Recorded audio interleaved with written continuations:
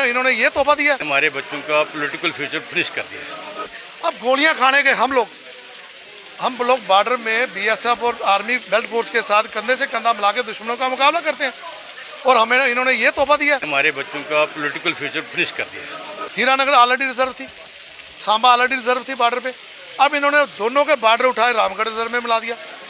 अब वो लोग पहले 25 साल रिजर्वेशन की मार झेल रहे हैं, अब फिर रिजर्वेशन की मार झेलेंगे। कि you go back to old era, जानी फौज दो किसानबाजी, आप किसान का काम करो, या आप जाके इंजीनियर मेडिकल में जाओ, लेकिन पॉलिटिकली फ्यूचर जो है जनरेशन खत्म कर दिया। की पहली ड्राफ्ट रिपोर्ट में कहीं ना कहीं सबसे ज्यादा अगर किसी ने अपनी आवाज उठाई, अपने इस्तीफे दिए, तो वो थे सुचेतगढ़ के लोग कि आखिरकार हमारे साथ हो क्या रहा है।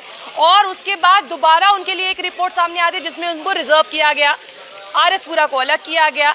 अब क्या अभी भी सुचेतगढ़ के लोग संतुष्ट हैं या नहीं, अब वो आपको बताने की कोशिश करेंगे, क्योंकि दूसरी तरफ अगर बता दें डिलिमिटेशन कमीशन इस समय जम्मू में है और सुचेतगढ़ के लोग अभी मिलकर आ रहे हैं।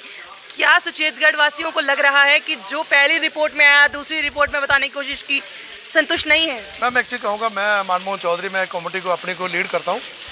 मैं ये कहना चाहूँगा कि इन्होंने जब पहले तो इन्होंने सुचेतगढ़ कॉन्स्टिट्यूएंसी का नामो निशान ही मिटा दिया, फिर हमने उसके लिए बड़ा होहल्ला किया, आरएसपुर में हमने रैलियाँ की, ये किया वो किया, थोड़ा सा हमारा प्रेशर इन पर बना, तो इन्होंने क्या किया कि उस कॉन्स्टिट्यूएंसी को दोबारा इन्होंने जिंदा किया, मगर साथ ही हमें एससी का तोहफा दे दिया।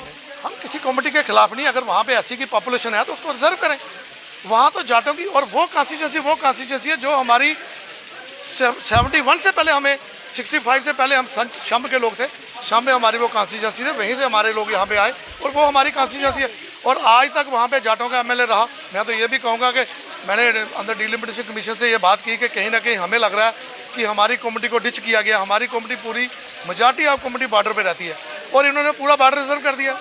कठुआ इन्होंने रिजर्व कर दिया, इन्होंने हीरानगर रिजर्व कर दिया, सांबा रिजर्व कर दिया, रामगढ़ रिजर्व कर दिया, बिश्नाह रिजर्व कर दिया, सुचेतगढ़ रिजर्व कर दिया, मढ़ रिजर्व कर दिया, खोड़ रिजर्व कर दिया, बिश्नाह रिजर्व कर दिया, बीच में पूरी बॉर्डर कॉन्स्टिट्यूएंसी।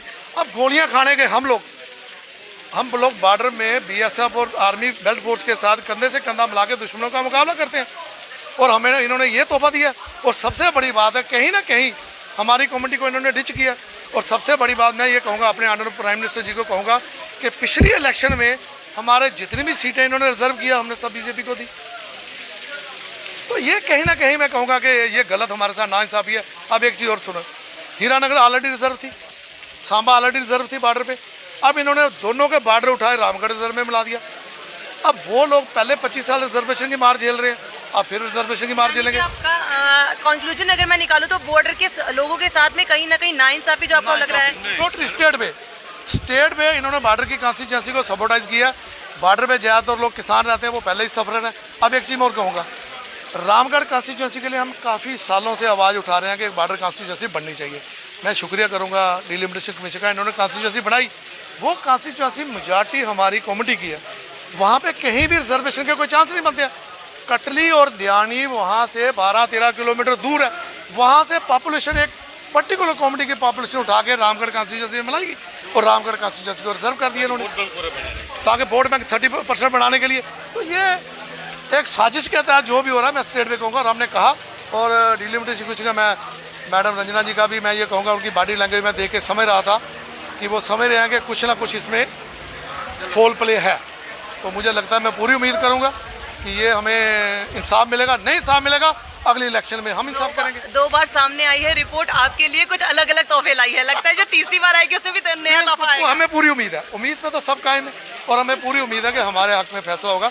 और हमने अंदर ये कहा कि हमारी 4 कॉन्स्टिट्यूएंसी हैं, रामगढ़, सुचेतगढ़, मढ़ और खोड़, हमें 4 में से कोई भी 2 डिजर्व कर दे, कोई भी डिजर्व कर दो जहाँ हमारी पॉपुलेशन है, और जहाँ पे ऑन दी ग्राउंड जाके देखें कि कौन सी कॉन्स्टिट्यूएंसी में कौन सी पॉपुलेशन ज़्यादा है। मेन मैम हमारी 5 लाख पॉपुलेशन है।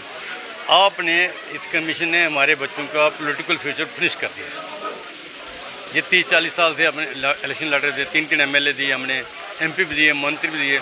अभी उन्होंने बता दिया कि you go back to old era, जानी फौज दो किसानबाजी, आप किसान का काम करो, या आप जाके इंजीनियर मेडिकल में जाओ, लेकिन पॉलिटिकली फ्यूचर जो है जनरेशन खत्म कर दिया पूरी जनरेशन। और हमारा जो मेन कंसंट्रेशन है, इन्होंने बताया है, आप देखो सुचेतगढ़ में रिजर्व, फोर्ड रिजर्व, आपका रामगढ़ है रिजर्व। आप दे रहे हो एक हाथ से रामगढ़ को, दूसरे हाथ से अपने वापस ले लिया। हमारा यही मेन मुद्दा था। पॉलिटिकली फ्यूचर जो है वो यहाँ के लोगों का, स्पेशली अगर मैं कहूँ बॉर्डर के इलाकों का, वो बिल्कुल ख़त्म किया जा रहा है। इस तरह की बातें निकल कर सामने आ रही हैं, क्योंकि बॉर्डर के इलाकों के लोग ऑलरेडी काफ़ी परेशानियाँ झेलते ही रहते हैं, हमेशा ही किसी न किसी तरह की परेशानियाँ झेलते हैं।